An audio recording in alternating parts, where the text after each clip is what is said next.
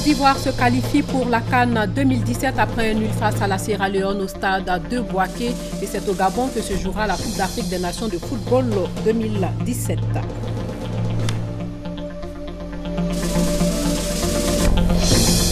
L'enjeu des fonds mis à la disposition des victimes des différentes crises en Côte d'Ivoire a été expliqué au cours d'une rencontre. La CPI et la Côte d'Ivoire, à travers ces fonds, veulent apporter soutien et réparation aux victimes. La Chine, principal pollueur de la planète, et les États-Unis ont ratifié aujourd'hui l'accord mondial sur le climat conclu le 12 décembre à Paris à l'issue de la COP 21. Ce traité historique vise à contenir le réchauffement climatique sous le seuil critique de 2 voire 1,5 degrés Celsius par rapport au niveau pré-industriel. Madame, Monsieur, bonsoir. Éliminatoire de la CAN 2017, les hommes de Michel Dussuyer ont obtenu le billet pour la Coupe d'Afrique des Nations au Gabon au terme d'une rencontre serrée conclue sur un score de parité, un but partout face à la Sierra Leone. Revivons les buts à chaud. Les éléphants avec Mahamark. Première sélection. Et il est titulaire. Et ce ballon, Jonathan Kodja. Jonathan Kodja! Oh oh! Jonathan. Yao Kwasi.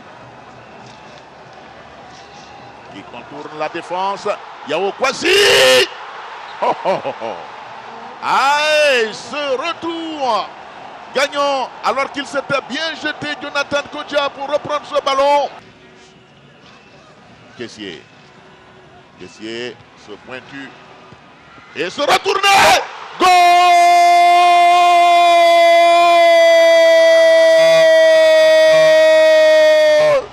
Et c'est l'enfant de Tipa Tipa qui frappe encore.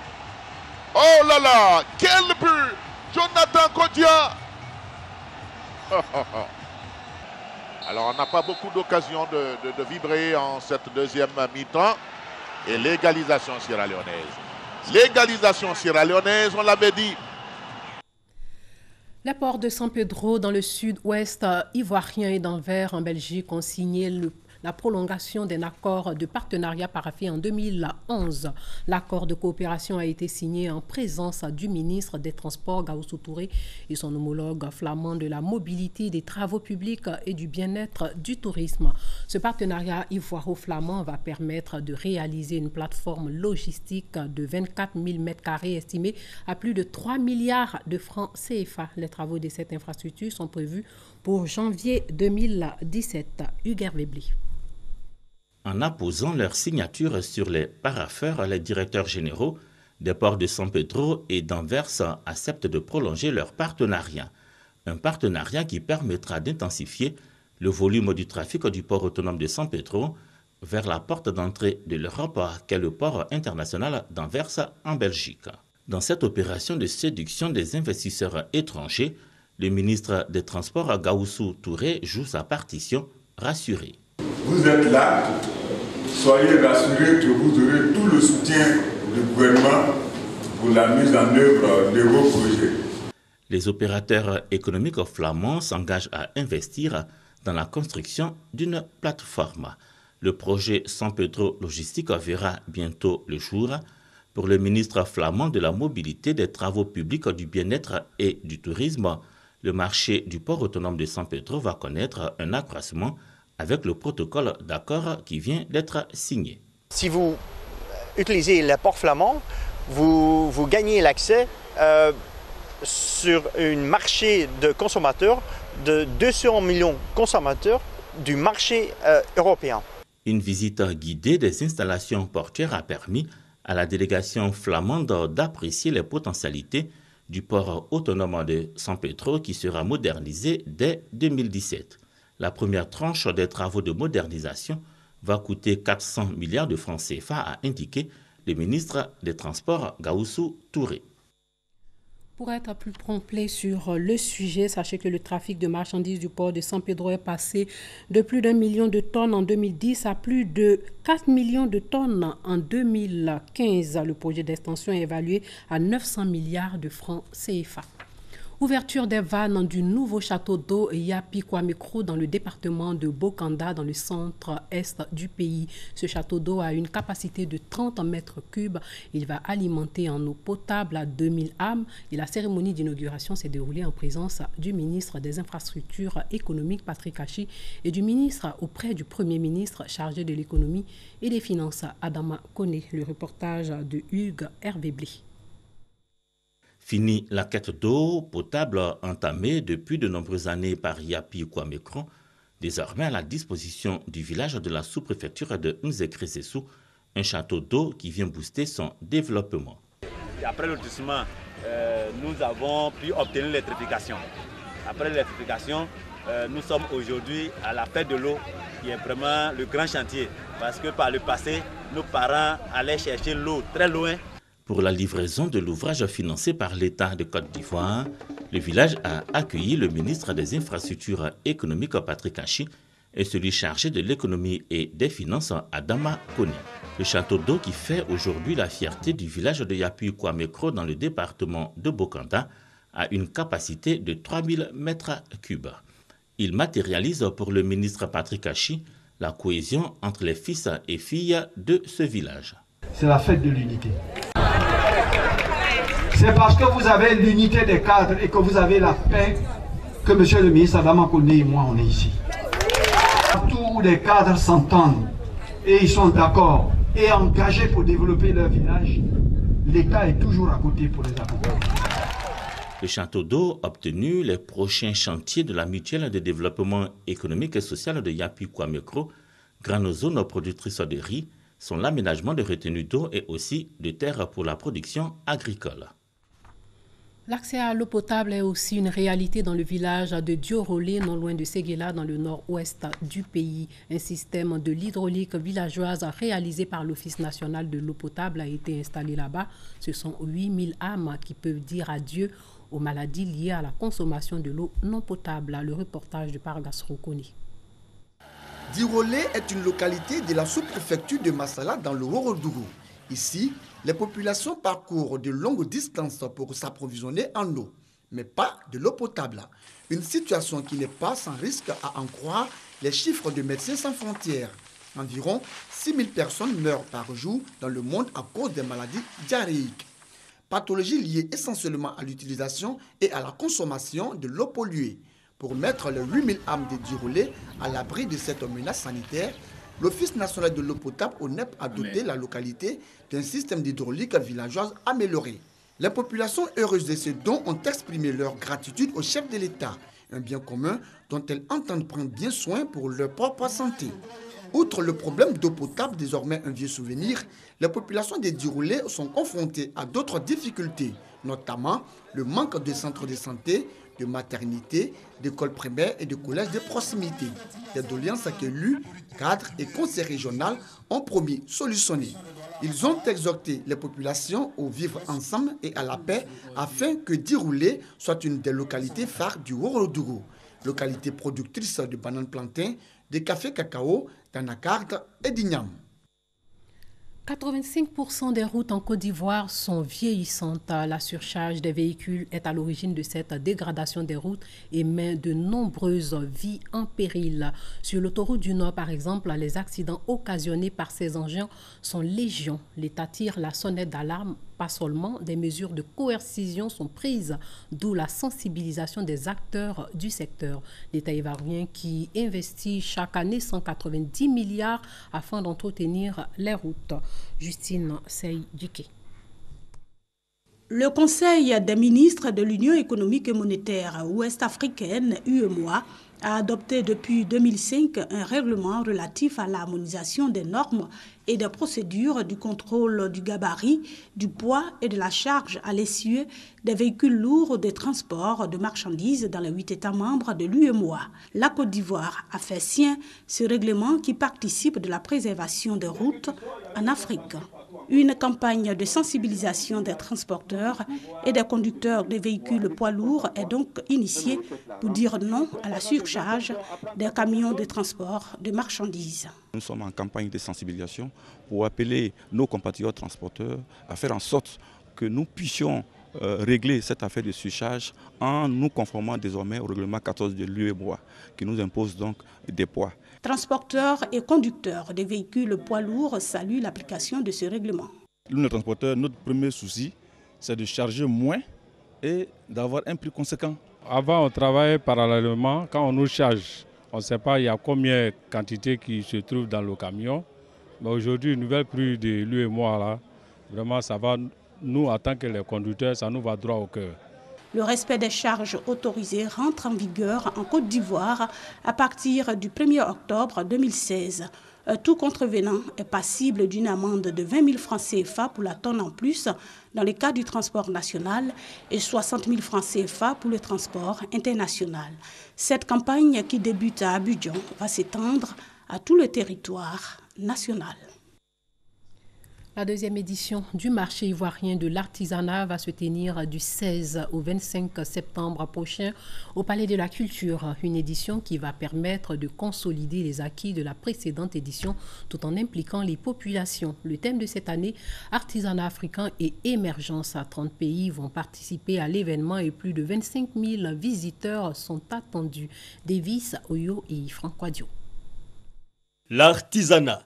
Le secteur occupe une place de choix dans l'économie nationale. En 2014, c'était le premier pourvoyeur d'emplois en Côte d'Ivoire avec une contribution à hauteur de 12% du PIB.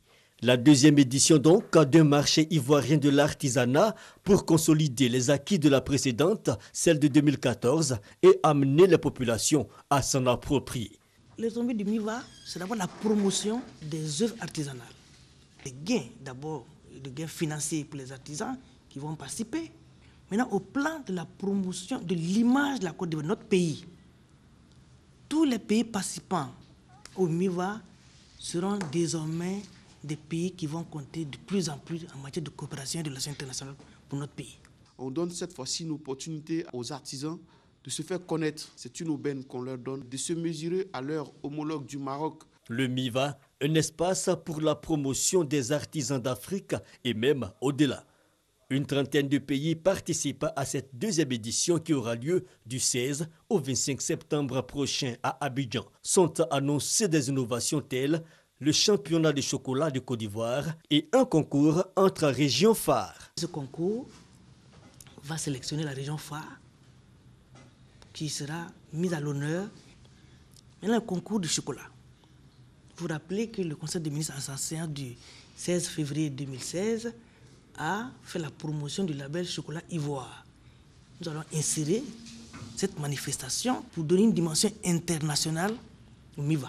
Le thème choisi, artisanat africain et émergence, une façon de promouvoir l'excellence dans un secteur qualifié souvent déformel. À cette deuxième édition sont attendus plus de 25 visiteurs et 600 exposants avec pour invité spécial le Maroc. Le Denguélé est favorable à la tenue du référendum. Le consentement des populations du Denguélé a été obtenu après des échanges par Gaoussou Touré, le superviseur général du RHDP dans le district du Denguélé, a expliqué à cette population l'importance de la nouvelle constitution dans le développement du pays. Le reportage de Salimata Dia et de Sidonie Davila. C'est une mission de sensibilisation qui a lieu dans la ville d'Odiéné. Le sujet, la nouvelle constitution. Gaoussou Touré, superviseur général du Rassemblement des Oufouettistes pour la démocratie et la paix RHDP dans le district du Denguélé, a tenu à expliquer aux populations le contenu et les enjeux du test en préparation.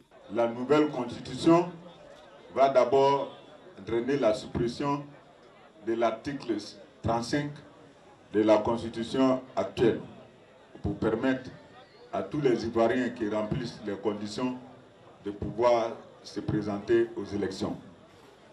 Ensuite, il y aura le vote d'un vice-président en même temps que le président de la République. Et il y aura aussi la création d'un Sénat. La sensibilisation semble porter ses fruits. Les populations se sont engagées à y adhérer. Je me réjouis du fait que les populations disent qu'au niveau de la Constitution, c'est un vote à 100% pour le oui à la Constitution. Au cours de ce meeting animé par le ministre Gaoussou Touré, il a été aussi question de soutien au projet d'unification du RHDP et du rassemblement en vue des futures échéances électorales. Le RDR veut améliorer les conditions de vie de ses militants. C'est pourquoi un programme d'assistance financière a été mis en place. Un programme financé par les cadres du Rassemblement des Républicains à hauteur d'1 milliard de francs CFA. Pour mener à bien cette action, il faut former les secrétaires départementaux et points focaux du parti. Abou Sanogo nous explique comment cette formation va participer à réaliser les projets des militants du RDR. Secrétaires départementaux et points focaux du Rassemblement des Républicains formés sur le programme d'assistance financière aux militants du parti. Une séance de formation en vue d'aider ces militants à réaliser des initiatives d'auto-emploi et autres activités génératrices de revenus, ce pour contribuer à la réduction de la pauvreté chez ces derniers. En associant les départementaux, nous voulons gérer le fonds dans la transparence. Nous voulons que les bénéficiaires soient vraiment les militants de notre parti. Et c'est pour ça que nous appuyons sur ceux-là, que nous invitons à de la rigueur, à de la transparence et à l'équité dans l'affectation des prêts. Ce fonds de soutien d'une valeur de 1 milliard de francs CFA, mis en place avec les apports des cadres du parti, doit parvenir au maximum de militants. Les futurs bénéficiaires devront faire preuve de discipline et de responsabilité pour que cet appui soit bénéfique à l'ensemble des militants, puisque c'est un fonds qui doit tourner de façon revolving. Il n'est nullement question du financement de PME, mais plus modestement d'un fonds de solidarité pour venir en aide à nos militants les plus vulnérables dans le cadre d'AGR. Les stratégies et les mécanismes de mise en œuvre du fonds, les critères de sélection des bénéficiaires, les modalités de remboursement feront l'objet de réflexions pendant ces 3 jours d'échange. Mais déjà, les participants saluent l'initiative du parti. Je suis heureux, très heureux que le parti ait accepté de faire cela. Je pense que c'est une grande première et comme nous l'avons dit, il faut innover parce que nous allons vers l'émergence. Maintenant, les militants comprendront que chaque fois qu'ils posent des préoccupations, nous les remontons et le parti aussi à l'écoute de leurs différentes attentes. Pour moi, ce fonds permettra à tous nos jeunes militants qui ont des petits projets pouvoir se prendre en charge. Les prêts destinés aux militants iront de 25 000 à 200 000 francs CFA. Les premiers bénéficiaires seront servis à partir du 15 septembre prochain. Wacha Kedjebo est de retour en Côte d'Ivoire après 5 années passées hors du pays. Il est le président du Conseil national pour la paix et le progrès en Côte d'Ivoire. Charles Tatou nous dit comment s'est passé ce retour au pays. Retour de l'exil de Wacha Kedjebo, président du Conseil national pour la paix et le progrès en Côte d'Ivoire. Ses parents et amis sont dans une joie totale. En témoigne la mobilisation de toutes les couches sociales de la sous-préfecture de Diabo, sa région natale. Les différents orateurs, notamment les membres de sa famille, les élus locaux et les cadres ont réaffirmé leur reconnaissance au chef de l'État Alassane Ouattara et à son gouvernement qui œuvre pour le retour des Ivoiriens en exil. Le président du Conseil national pour la paix et le progrès en Côte d'Ivoire, Wacha Kedjebo, lui, a pris l'engagement pour les actions en faveur de la réconciliation et la cohésion sociale en Côte d'Ivoire. Nous ne finirons jamais de dire merci à Alassane Ouattara. Au nom de la réconciliation nationale, nous demandons pardon à tous. Tous ceux qui ont été égratignés par les propos, par les actes, par les gestes de Wacha, nous leur adressons notre pardon. La famille Traoussou leur dit pardon. Aujourd'hui, nous accueillons notre frère Wacha Kedjebo à bras ouverts et à cœur ouvert. Vraiment, toutes nos portes lui sont ouvertes pour lui donner des conseils et pour l'accompagner afin que son intégration soit totale dans le groupe. Mes reconnaissances partent à l'endroit du chef de l'État, le président Alassane Ouattara, qui est disposé pour la paix aujourd'hui. Et parce que des actes sont suivis, je voudrais saluer ces actes-là et encourager encore le président et son gouvernement à poursuivre. Moi, en ce qui me concerne, j'ai décidé de demander pardon et de prôner l'apaisement. Le sous-préfet de Diabo a représenté à cette cérémonie la ministre de la Solidarité, de la Cohésion sociale et de l'indemnisation des victimes. Il a salué les initiateurs de la journée de reconnaissance au chef de l'État. La Confédération mondiale des fils des anciens combattants et de victimes de guerre veut apporter un peu de baume au cœur des anciens combattants et de leurs familles. Elle a fait un don à ces familles, un don d'une valeur de 1 million de francs CFA. Aurélia Donkoula, par Gasrokoni. Âgé de 78 ans, Djamana est un ancien combattant à la retraite depuis 1986. C'est difficilement qu'il assure ses vieux jours. J'ai eu des problèmes quand j'étais en Algérie à Constantine, en tant que parachutiste. J'ai quitté sur 1000 mètres et puis j'ai fait une fausse manœuvre. C'est mon pied qui a touché le sol et puis ça a pris mes reins. C'est ça qui est aujourd'hui mon handicap. On ne m'a pas pris à charge. Personne n'est venu à mon aide. Djamana n'est pas le seul dans ce cas. Plusieurs autres anciens combattants ou familles d'anciens combattants vivent la même situation. Depuis le décès de notre père ancien combattant, la situation à la maison est devenue plus difficile. Nous n'arrivons plus à joindre les deux bouts. À cela, il faut ajouter les problèmes de santé de certains membres de la famille. Pour améliorer les conditions de vie de ces personnes ainsi que celles de leurs familles, une organisation a vu le jour. La Confédération mondiale des fils des anciens combattants et des victimes de guerre, CMFA-GV. Cette cérémonie du jour s'inscrit dans un cadre, bien entendu, des dons, parce qu'ils sont fragilisés sur le poids de l'âge par des maladies diverses. Aujourd'hui, nous avons jugé bon nous-mêmes de les soigner et de les prendre en charge. Lancer un cri de cœur auprès du président de la République, qui est lui-même le chef suprême des armées, qu'il ait un droit de regard sur les anciens combattants. Leurs épouses qui sont encore en vie, et les anciens qui sont encore en vie, qui n'ont pas de pension, de réversion, d'autres n'ont pas d'assistance, comme vous le constatez. Donc nous voulons que le président lui-même prenne les choses en main. Grâce à la Confédération, 25 anciens combattants et familles d'anciens combattants décédés ont bénéficié de plusieurs dons d'une valeur d'1 million de francs CFA à l'occasion d'une cérémonie de consultation gratuite en ophtalmologie et en kinésithérapie. Ils ont aussi reçu des chaises roulantes et des vivres. C'est demain que va s'achever le festival du Zanzan. Il s'inscrit dans le programme de sauvegarde et de valorisation du patrimoine culturel national. Il doit promouvoir les danses, les instruments de musique et les costumes traditionnels et aussi consolider les rapports intercommunautaires. Franck Quadio revient sur l'ouverture du festival. La région du Gontougo dans l'Est ivoirien célèbre l'art et la culture. 8e édition du Festival du Zanzan à Bondoukou, la capitale. Atmosphère colorée par les tenues vestimentaires, rites et danses de réjouissances diverses et variées. Espace cosmopolite, le Zanzan, à travers ce festival, se veut un cadre d'expression de la fraternité. Invité spécial, cette troupe de danse venue du Burkina Faso. Magnifier la cohésion sociale.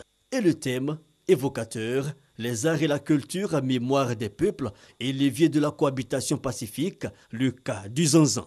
Conforter la solidarité, la cohésion et la concorde à l'échelle nationale.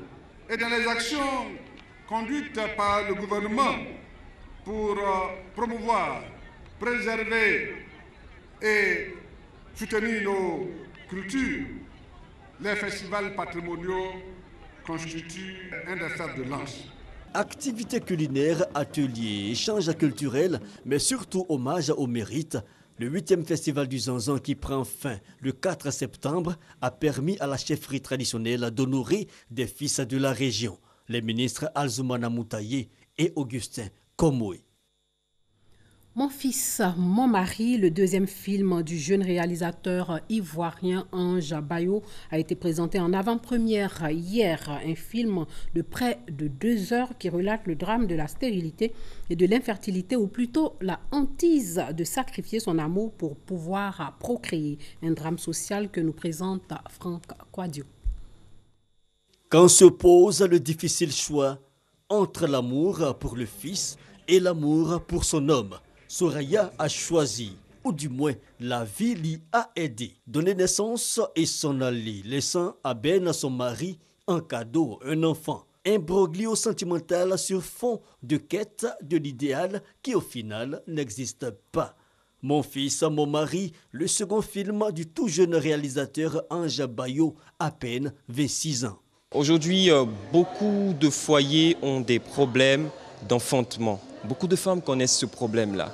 Mais on veut dire à ces femmes que le bonheur, c'est d'avoir un bon mari qui vous aime et une famille épanouie. Mais si vous avez un enfant, c'est un bonus. Redonner confiance aux jeunes réalisateurs et leur offrir un canal d'expression, le producteur du film dit vouloir apporter sa pierre à l'édifice. Il y a des talents, il y a des acteurs, il y a des réalisateurs, il y a des cadreurs. Il y a tous ces techniciens qui sortent des écoles ici qu'il faut exploiter. Je pense que c'est un créneau à utiliser. Des Ivoiriens de plus en plus présents dans les salles de cinéma, surtout quand l'affiche offre un scénario qui touche le quotidien. C'est un film qui nous permet vraiment de voir le mal et le bien. Et puis de ne pas vouloir forcer le destin. Souvent les femmes sont en difficulté, ne peuvent pas procréer, mais veulent donner un enfant à leur mari, à leur foyer. Souvent c'est des drames et je pense que c'est ce qui a été mis en exergue dans ce film. C'est un exercice difficile et c'est en cela que je tire mon chapeau aux producteurs, aux réalisateurs et à toute l'équipe. Kani Maoula et bien d'autres acteurs prometteurs pour les rôles principaux. Mon fils, mon mari est un cinéfilm ivoirien d'1h50. Ricardo Zama, lui, a écrit un livre, L'épopée du football ivoirien, une œuvre de 213 pages dans laquelle le journaliste sportif retrace l'histoire du football ivoirien depuis son introduction dans les années 1920 jusqu'à nos jours. La cérémonie de dédicace s'est déroulée dans la commune de Cocody. Salif Ouattara. Sobre et brève, la cérémonie de dédicace de l'épopée du football ivoirien de José Ricardo Zama s'est déroulée à la salle San Pedro de l'Hôtel Ivoire. L'occasion pour l'auteur de donner les raisons qui l'ont poussé à écrire ce livre. Après près de 20 années d'exercice de ce métier, nous avons constaté qu'il y avait un vide, que nous n'avions pas de repères, alors que nous avions des équipes qui ont une histoire. Comment le savoir si rien n'est fait? Et donc, cela nous a interpellés. Nous y avions vu une sorte de sacerdoce. Et donc, il fallait véritablement faire cet ouvrage-là pour permettre aux jeunes générations d'avoir des appuis, d'avoir un recul pour parler de tel ou tel club. Un livre fort qui retrace les grandes preuves du football ivoirien. Le sacre des éléphants pour la première fois de leur histoire en Coupe d'Afrique des Nations en 1992 à Dakar.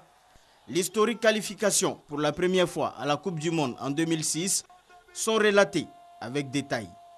Les grands clubs ivoiriens comme le Stade d'Abidjan, le Stella Club d'Adjamé, l'Africa Sport et la SEC Mimosa ne sont pas oubliés. La belle époque des académiciens de la SEC Mimosa avec Jean-Marc Guiou est racontée avec un volet lyrique. Une belle initiative qui ouvre la voie à d'autres publications sur le sport ivoirien. L'épopée du football ivoirien est un cours d'histoire de notre football. La Chine, principal pollueur de la planète, et les États-Unis ont ratifié aujourd'hui l'accord mondial sur le climat conclu le 12 décembre à Paris à l'issue de la COP 21. Demain en Chine va s'ouvrir le sommet du G20 de Hangzhou. Ce traité historique vise à contenir le réchauffement climatique sous le seuil critique de 2 degrés Celsius. Cela supposera des efforts colossaux pour le géant asiatique qui tire quelque 70% de son électricité du charbon, produisant environ 24% des émissions mondiales de CO2. Décembre 2015, un accord mondial sur le climat est scellé à Paris en marge de la COP 21. Il vise à contenir le réchauffement climatique sous le seuil de 2 degrés Celsius. 180 pays signent l'accord de Paris sans le ratifier. Chacun devrait le faire selon ses propres modalités au plan national. Seuls 24 sur 55 pays totalisant 55% des émissions mondiales de gaz à effet de serre le ratifient. Et ce ne sont que là des petits États insulaires ne représentant que 1,08% des émissions. Alors, où sont passés les grands pollueurs? La Chine et les États-Unis sont responsables au total d'environ 40% des émissions de gaz à effet de serre dans le monde. 15% pour les seules émissions américaines. Mais ce samedi 3 septembre, au sommet du G20, à Hangzhou en Chine, ils se sont inscrits à la bonne école. Nous avons soumis au secrétaire général de l'ONU l'accord de Paris ratifié. La Chine et les États-Unis sont les premières nations du G20 à avoir achevé un rapport d'évaluation des produits de combustibles fossiles. Une bonne nouvelle pour François Hollande, le président français, qui espère un processus rapide vers l'entrée en vigueur de l'accord de Paris. Pékin et Washington devraient motiver certains pays à la ratification, comme l'Inde, un autre pollueur, avec plus de 6,3% des émissions de gaz à effet de serre. Sachez que le ministre malien de la Défense a été limogé aujourd'hui après la prise la veille d'une ville du centre du pays par des djihadistes. Aujourd'hui, l'armée malienne a repris le contrôle de Boni, cette localité de plusieurs milliers d'habitants dans la région de Mopti, occupée la veille par ces djihadistes. Aboulaye Idrissa Maïga, jusque-là ministre de l'administration territoriale, a été désigné pour remplacer le ministre malien de la Défense. Et puis au Niger, 5 villageois ont été tués et 2 autres blessés dans la région de Difa, dans le sud-est du pays. Hier soir, l'attaque a été menée par le groupe islamiste nigérian Boko Haram, selon le gouverneur de cette région frontalière du Nigeria. C'est la première attaque dans l'est depuis juin, lorsque Boko Haram avait lancé une offensive d'envergure avant d'être repoussée par un déploiement de forces militaires. C'est sur ces informations que s'achève ce journal. Merci de l'avoir suivi et portez-vous bien.